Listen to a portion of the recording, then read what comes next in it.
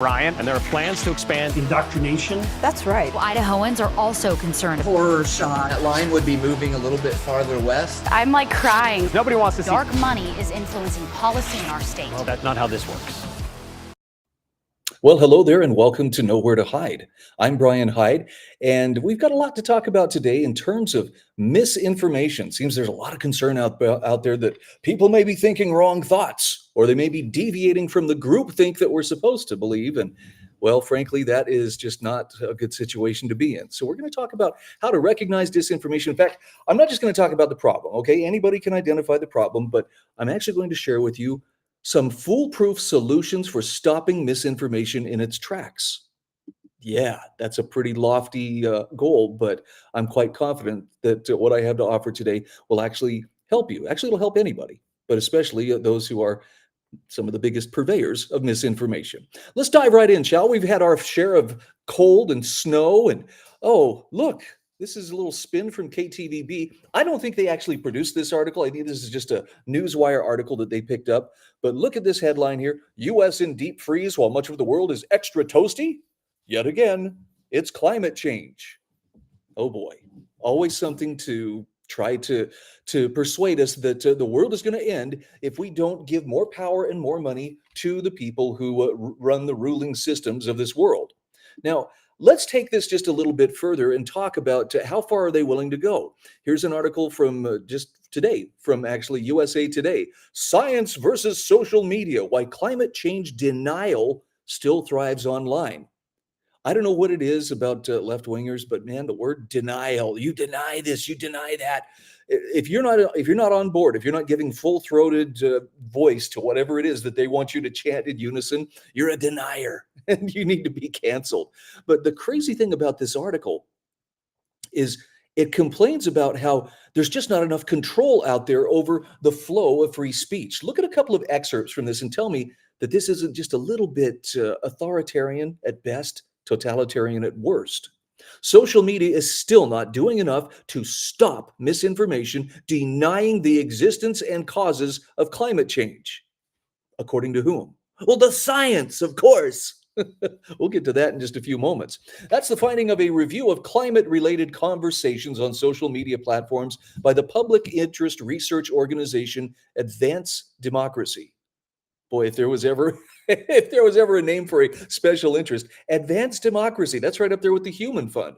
I think I'll make a donation in your name next Christmas to both of those fine organizations. Now, the article goes on to say, despite company pledges to crack down falsehoods, hoaxes, and conspiracy theories circulated with few warning labels or links to credible information in 2023. They're really concerned about this, contributing to a dramatic surge in the number of posts denying climate change last year, according to the report shared exclusively with USA Today.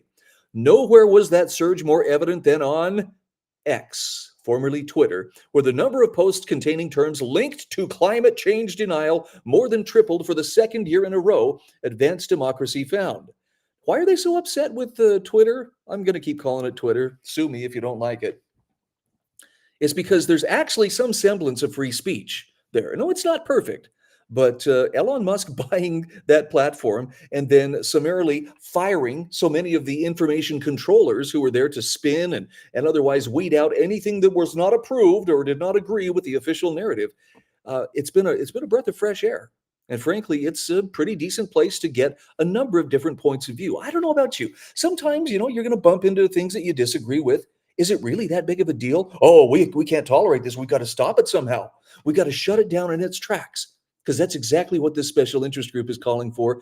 And it's wrong. It's as wrong as the Nazis throwing books into fires. It's just a more modern day version of that. Advanced Democracy saw a significant increase in posts that dismiss climate change as an exaggeration or a hoax on Facebook. Listen to this line. Of the 10 Facebook posts with the most interaction, 8 either denied climate change or promoted conspiracy theories. And I have to ask again, according to whom?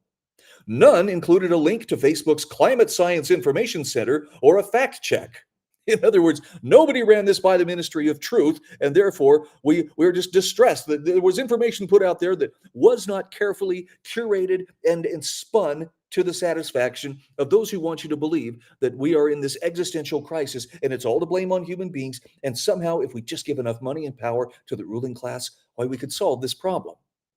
Do you see why I would be skeptical, or why anybody would be skeptical of this? So you just need more of my money and more power over me, and then everything's going to be great? Okay, why not? Let's do that. Please. The article goes on to say, after years of building robust content moderation systems, that's a fancy way of saying censorship, social media companies facing political pressure and economic headwinds have pulled back on gatekeeping, part of an industry trend that some fear could roll back safeguards that clamp down on misinformation. Who are the people most afraid of that? I'm just curious. And why are they afraid? X has not changed its official policy on climate change misinformation under the new ownership of Elon Musk, who took over the platform in October of 2022. But Musk has gutted the platform's content moderation operations. In other words, he got rid of the censors and slashed staff responsible for monitoring misinformation. I don't know, but to me, the beauty is it's a place where information, you can sort it out, you can suss it out for yourself. And really, that's the important thing. It's not a matter of where can we go where someone will just spoon feed us whatever it is we're supposed to believe. That's the mindset of a slave. Is that something you want to settle for? I know some people would say, yeah, this is hard stuff. How would I think about it otherwise? Anyway, a couple of people who I thought had some pretty good takes on this, a couple of call outs. James Piles, if it's too hot, it's climate change. If it's too cold, it's climate change. If it's just right, it's climate change. Now, panic and give the Democrats all your money. He says everyone has their price, even the holy priesthood of scientists. And it's true. We're going to talk about what happens to scientists who have the right or perhaps the wrong incentives. I liked this one too. It's always climate change because the climate is always changing. But what these people really mean is give the government more money and control over your lives, and they'll change the scary weather. By the way, notice this is 9 News out of Denver. The same exact headline, the same exact story that KTVB was passing off to keep people, within the bounds when it comes to climate change, lest we become deniers of some kind and not to chant in unison. I know people, well, what are you trying to say? There's some kind of conspiracy that they're trying to, get everybody to think the same and speak the same. Kind of looks that way, doesn't it? I mean, maybe it's within the realm of possibility. But it's not just limited to climate, right? We're still catching a lot of people upset over those who were denying the COVID response, or who otherwise denied the efficacy of the vaccines, or otherwise weren't getting on board with everything we were told or mandated to do. So I got to think, I think it's former Congressman now, Thomas Massey, for this call out. Look at this. Your primary care provider was bribed to get you to take the jab. So when people say, trust the science, okay, well, can I ask what kind of incentives are these scientists or doctors being given? Oh, Congressman Massey, these were incentive payments, not bribes. But he says, as always, follow the money. Now, this is from an actual document he provided from his home state of Kentucky. Anthem is a healthcare provider. And this is just a snippet of one of their vaccine provider incentive programs. So getting vaccinated against COVID-19 is one of the best and safest ways people can protect themselves and their families against the virus. Now, this is for the providers within that healthcare system. As a participating practice, meaning medical practice, in the COVID-19 provider vaccine incentive program, we recognize your hard work by offering incentives for helping patients make the choice to become vaccinated. Do you catch that? It's kind of subtle. Help them make the choice. In other words, shill for us. Now, this is just one of the bonus structures. Shows if your practice meets the thresholds for vaccination with at least one dose by September 1st of 2021, you will receive the initial incentive payment based on the following rates. Look at this. 30% of your members vaccinated, you get a $20 bonus for everyone that gets vaccinated. You get it up to 75%, it's a $125 bonus per vaccinated member. And it went even higher for the second round, or the boosters. Now, look, this is not to suggest doctors are evil or that all healthcare providers are evil, although there are some that you have to go, wow, they're definitely edging up to the line. It's more a question of what kind of incentives are they being provided to push something that they may not agree with, or they may not really feel like all the facts are out there, but hey, there's money to be made, and therefore they are willing to do whatever it takes to impact their bottom line. Scientists and doctors and politicians can all be bought with the right incentives. And when it comes down to someone trying to exercise control over large groups of people, money's a pretty big incentive. By the way, just a follow up here, here's a good example of what happens to doctors who don't go along with the program. Washington regulators restrict medical license of Idaho doctor who spread COVID-19 disinformation. They're talking about Dr. Ryan Cole. And yes, the Washington State Medical Board has suspended his license, or at least limited his license, to where he can only do pathology and not general practitioner care for the next 5 years. Why? Because he called them out on some things that they were stating as truth that were not truth. He promoted alternatives that turned out to be true. But most of all, he challenged their authority by doing so. He challenged the narrative by doing so. And so he has to pay a price. So what kind of doctor do you end up with in a situation like that? Well, I think this cartoon probably does a pretty good job of describing it. Here's a little kid in school. The teacher is, don't question me. Reading a textbook, don't question this book. Write this essay, why I don't question anything. And then giving their dissertation. And that's why I will never question anything. Oh, look, they gave him a degree. And what's that degree? Oh, Doctor of Medicine. Now you may think, well, that's just too simplistic. And that's a terrible exaggeration. But there's enough truth there that it probably stings, especially if you're one who believes it. Well, no, we have to uphold, the narrative somehow. If we train people not to question, you're going to end up with a bunch of sheep. You're going to end up with groupthink, which is really the big problem that we're facing today. So how do we fight back against misinformation? Well, the first thing you do is you learn to recognize government is not the answer to all of your prayers. I got to share this with you. This is a photograph. I believe Brian Allman from the Gem State Substack took this photo. This is in the Idaho State Capitol. And it's a depiction of government serving the people. And there's something very dystopian about this, because it takes a day in the life of an average Idahoan and purports to show you all the ways that government and the political class showers its blessings upon the people, literally from the time they get up in the morning. Rise and shine, children's sleepwear is regulated for safety by the government, to the breakfast that you have and all the food regulators who make it safe, to picking up the trash, to the roads and law enforcement. And now it's time for school, where we're going to teach your kids what to think in a government-run institution. Another work day with lots of labor and government intervention in the workforce. I mean, what's half the cost of business? It's complying with all of the different government mandates. Then you have mail being delivered during the day. You head home from work. Oh, look at the structural integrity of those bridges and those buildings. Again, government made that possible. Then it's a trip to the park, built by, say it with me, government. 8 o'clock, this must have been put together in the summer, watering the lawn with water that's cleaned and allocated according to government. Then we watch TV, and this one is perhaps the most Orwellian observation of all. Well, the television and radio broadcasts and even the internet, they're all regulated by government. And then when you go to bed, you're safe at home. Why? Because government is always out there watching for you, enforcing our laws and patrolling the world.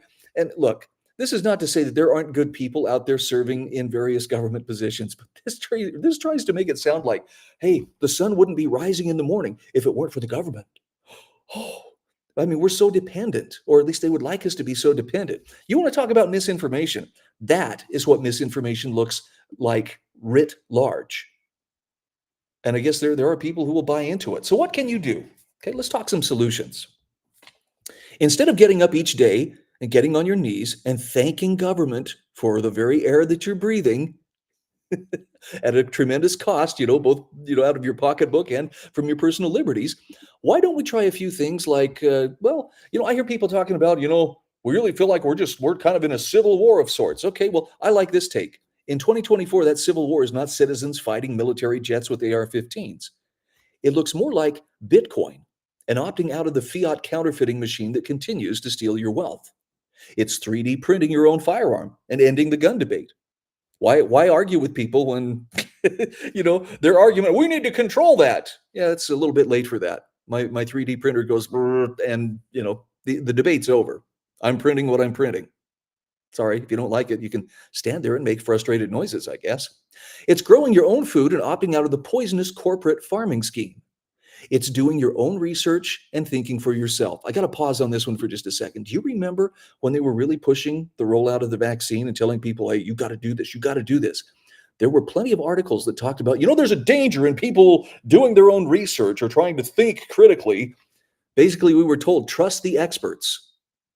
And it turns out those experts were wrong on so many things. Maybe not everything, but enough that if you still trust them, you've got bigger problems.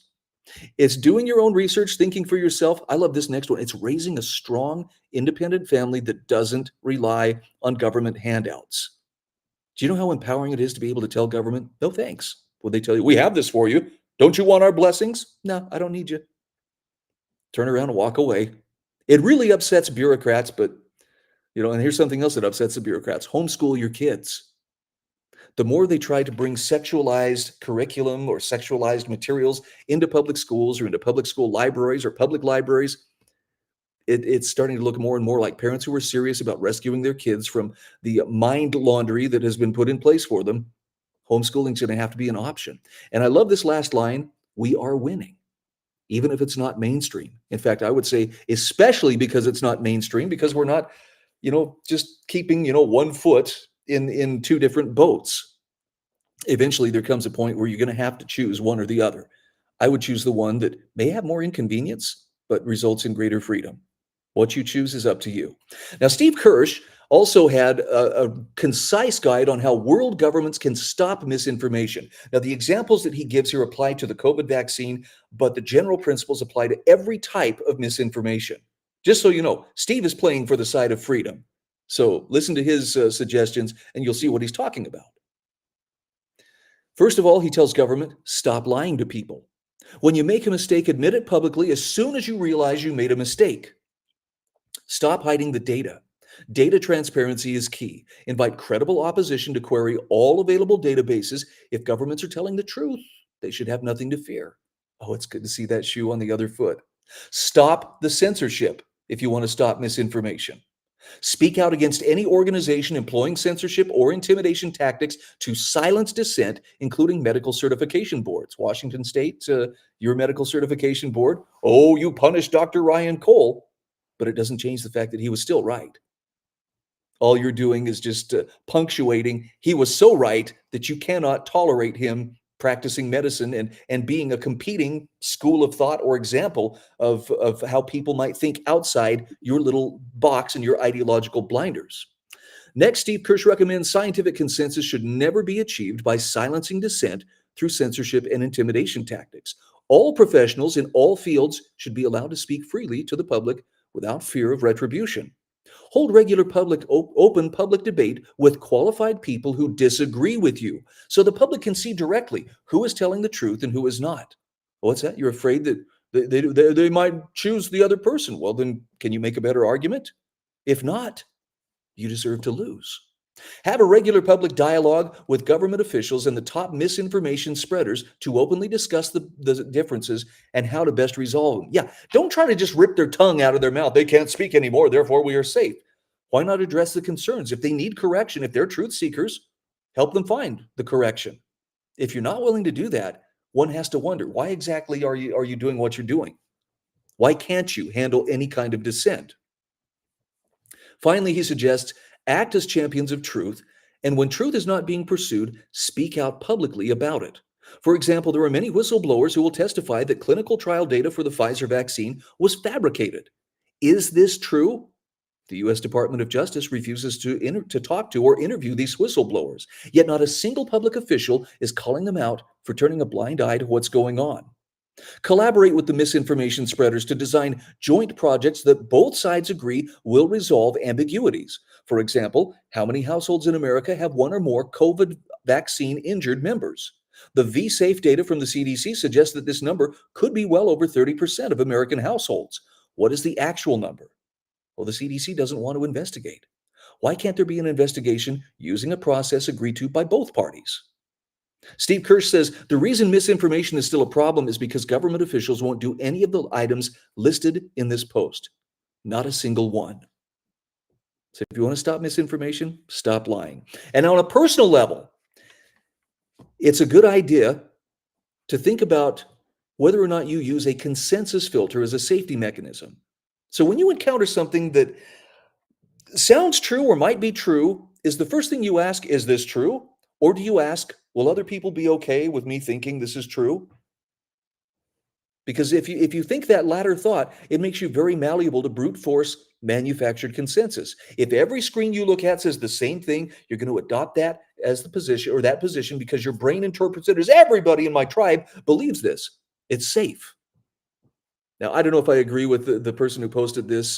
This is Reddit after all. Only high T alpha males and aneurotypical or autistic people are actually free to parse new information with an objective, is this true filter. Why? Because they're not worried about what other people think. But you got to be that. If you're not, look, if you're seeking truth, but you're at the same time really concerned, that people might be concerned if they knew that I believe this, you're not seeking truth. You're seeking approval. This is why a republic of high status males is best for decision making. That's going to trigger a few people right there. Democratic, but a democracy only for those who are free to think. Now, again, that may be a little bit too hardcore, but the bottom line premise is, if you're not interested in asking, is it true, but you're more interested in what will people think of me if I say that I believe this, you're missing the boat. You're becoming a slave to what other people think. And it means you're going to be more likely to be captive to other people's misinformation. Don't let that happen.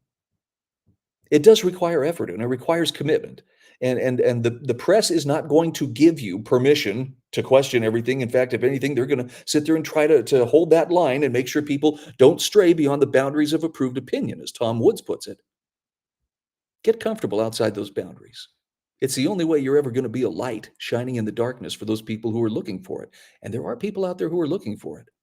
The numbers are pretty small right now, but as trust in the media falls, thankfully, there will be many more. I'm Brian Hyde, and this is Nowhere to Hide. Reporters are biased, the Idaho Press Club are biased, all media, newspaper, radio. To be completely blunt here, Brian, and there are plans to expand indoctrination. That's right. Well, Idahoans are also concerned. Horror shot. That line would be moving a little bit farther west. I'm like crying. Nobody wants to see. Dark money is influencing policy in our state. Well, that's not how this works.